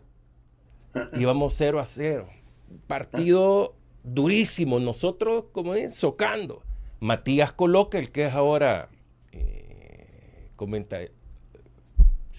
comentarista en el Canal 4, era el portero del Huayúa. Somos cheros con Matías. Tuve tanta presión de mis cheros de que sacara a X jugador. Sacarlo, que no es que. No, les decía. Sacarlo, que no es que. En el ajolote del. Bueno, de tanto que molestan esto. Saquemos al palo, que ahora todavía está en primera división el palito. Lo saqué y el palo casi me pega. Porque lo había sacado. Era un Vinicius. Mire, sale Matías Coloca, que era el portero del rival, corriendo. Y me da la mano. Gracias, Francisco, me dice. ¿Qué le digo yo? Sacaste a tu mejor jugador, me dijo. Como a los 3 minutos, meten el gol el Huayúa y perdimos 1-0. Perdí mi partido. mi única posibilidad de dirigir al Marte, lo perdí. De ahí me echaron unas puteadas a mí, la afición, poca afición que había ido del Marte. Y yo les decía a Michel, si ustedes querían, ¿y por qué nos haces caso? Pues si el que estaba ahí adentro, entonces ahí entendí algunas cosas. Yo tengo una camisa del Atlético Marte firmada por Mario Figueroa Vizcarret, gran goleador uruguayo, ¿no? Sí. Y jugué con Herbert, hijo de un militar que jugó en Atlético Marte. Jugamos en la UCA con los Toledo. Entonces, usted, Herbert es Herbert Santiago Arévalo. A él le decíamos el carrito, la cintura de, bueno, yo tengo mejor cintura que él, o sea, él se daba vuelta, o sea, él no podía hacer un giro, él era completo que se daba vuelta. Con los Toledo, bueno, los Toledo, 3 hermanos. El viejo Toledo. Bueno, no, ese es otro, ese es el papá, o el tío, sí. No sé. Pero sí. Juan Carlos, René Francisco, que fue el más clásico, y el otro Toledo, Javier, creo, los 3 jugaron en el Marte. Y no es que no cobraban, sino que si yo hubiera jugado en el Marte y me decían todo el año no te vamos a pagar, yo hubiese jugado siempre. Ay, el Marte, o sea, no pasa nada, esto es amor. Y yo les digo, el máximo goleador nacional que yo vi jugar en el Marte era René Francisco Toledo. Sí. Y también no eran muy diestros, no eran muy dados pero como lo hacían por amor. Y siempre que entraba René Toledo, él se entregaba. No era mucha su capacidad, pero es más, no hace mucho publicó una fotografía de él porque me la encontré en el Estadio de Las Delicias. Pasamos la mitad del partido platicando entre nosotros de cosas, pero yo lo conocía desde niño. Nos dicen ese mero. Javier en Atlético Marte y No, pero Juan Carlos comenzó en el Marte. Después se pasó a la Alianza. Juan Carlos Toledo. Imagínate todo lo que estamos recordando. Perfecto. Bueno, Benjamín, hoy sí. Hablando de dinastías marcianas. No. Que no fue muy numerosa, pero las Tucas Gómez. No, por supuesto. René y Ricardo. Yo fui compañero. No, Ricardo. Con Ricardo. Bueno, sí. Ricardo fue primero. No, René. Ok. René, el mayor René, de los que jugaban de la época de ¿quiénes? Del Marte, me acuerdo. Creo que con Pachín jugó. Tío, imagínese hace cuánto. ¿Y cuál es el médico? Ricardo. Ricardo. Sí. Que después fue médico gratis del Atlético Marte durante cualquier cantidad de temporadas. El portero. Exacto, y el hijo, bueno, esa época cuando el hijo era, ¿cómo es que se llama el hijo? No me acuerdo, pero ni usted ni yo, el punto era... ¿no era Javier Gómez? Sí, Javier Gómez, Chusí. Sí. Vaya a ver, me acuerdo. Esa época era cuando más llegaban los jugadores, pues sí, porque era... Sí, ahí está el bicho a atenderlos y ni modo. Y le peleaba el puesto a Diego Cuellar. A su sobrino. Mi sobrino. A mí me daba risa porque decía, uno es malo y el otro también decía. Se metió a jugar de portero porque cuando me veía jugar ahí en la UCA. Imagínate qué mala influencia. Ahí sí, no sé. Mire. Ahí jugué con Carreño, aquel del aire, el chileno. Juan Carlos Carreño Catriel. Sí. Qué jugador. Duro, pero duro era ese jugador. Y con el célebre capitán del Firpo, también jugamos ahí, que entrenaba la selección de la UCA. ¿Y quién era? El defensa central, se me va el nombre. Paco. No. Pero permítame. Pero es que depende. Es que depende qué época. Porque sí, de la escuela de Cárcamo salieron buenísimos jugadores. No, si todavía. Todavía andan. ¿Alguno ha de andar por ahí? Todavía la siguen Carreño y Cárcamo. Leonel Cárcamo Batres. Ujú, ujú. Tantos recuerdos, mejor deberían dejar un programa de eso. No, pero eso tiene que ver con una carnita y tecniqueando. Pues sí. Pues sí, y tener a otro. No, los jugadores, mire que los jugadores se resienten cuando uno habla. ¿Te acordás que hiciste eso? Y ya se ponen ahí bien. Pocos jugadores son a los que les puedo decir de todo y no se molestan. Y uno es, a pesar de que en la cancha era un animal, de lo peor que podía haber, cuando se molestaba, no, Faguaga no aguanta cargar nada, en ningún momento. Carlos Alfonso Castro Borja. El Papo. Y él le cuente, porque una vez le digo, y es cierto lo de los alfileres, y se ríe. No, pero fue una vez o 2 veces, o no me acuerdo, dice, pero más de alguna vez. Y eso lo hacía el Chino Flores. Ajá. El Chino Flores, lo hacía. Bueno, y había un jugador, un defensa famoso, no voy a decir su nombre, pues solo voy a decir las iniciales, Pedro Silva. Ese era, se le contaron las anécdotas con Pedrito Silva. No. Porque con él y con Armando Cortés Sandoval éramos los san salvadoreños que íbamos a entrenar allá a Santana con el FAS. Entonces ahí nos íbamos en el carro, ida y vuelta. Un pichirilo que tenía el Armando Cortés Sandoval. Sí. Pero qué bueno. No es. Si les queda duda que soy marciano, pues que no les quepa. ¿Cómo fui a parar al equipo de los militares? No me pregunte. No sé, lo desconozco y la verdad ya no quiero ni saber. Es mi equipo y punto. Gracias, bueno, Benjamín Cuellar. Trabajó en la radio Cuscatlán, no frío. No, pero en deportes. Bueno. En deportes exclusivos. Disculpe. Y en el momento que la cadena de Cuscatlán en deportes era de verdad lo máximo en deportes, como decía el eslogan. En fin, gracias, Benjamín Cuellar, por habernos acompañado en este 15 de enero, jueves. Sí, casi nos echamos la hora hablando de fútbol. Sí, es cierto. Bueno, pero es bueno. Por lo menos nos hemos reído y algún recuerdo ha llegado, no solo a nosotros, sino a los que nos están viendo también.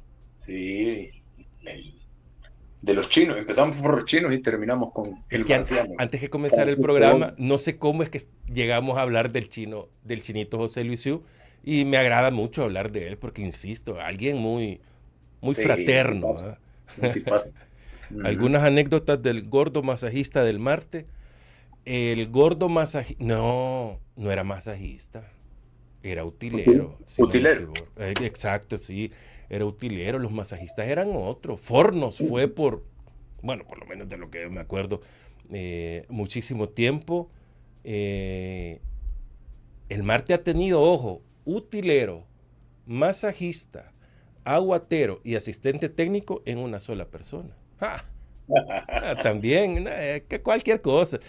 En un equipo pobre uno aprende a hacer de todo. Así, pues sí. Completamente. Y el que no le gusta, nos damos a los catos también, porque no se perdonaba absolutamente nada. Benjamín, gracias. Un día le voy a contar cómo organizamos gente en los tuburios. Ajá. Por partidos. Un torneo de fútbol. No, pues sí. Alternativo al de la Organización Municipal de Comunidades Marginadas, que era de la alcaldía. Ajá. Sí. Vamos a platicar de eso. Sí, suena interesante. Suena interesante. Bueno, muchas gracias a todos por habernos acompañado en A Primera Vista, la entrevista con Francisco Gómez, ese soy yo. Los invito a que mañana esté con nosotros con Franklin Martínez y Roberto Dubón en radiolarr.com. Siempre tu radio.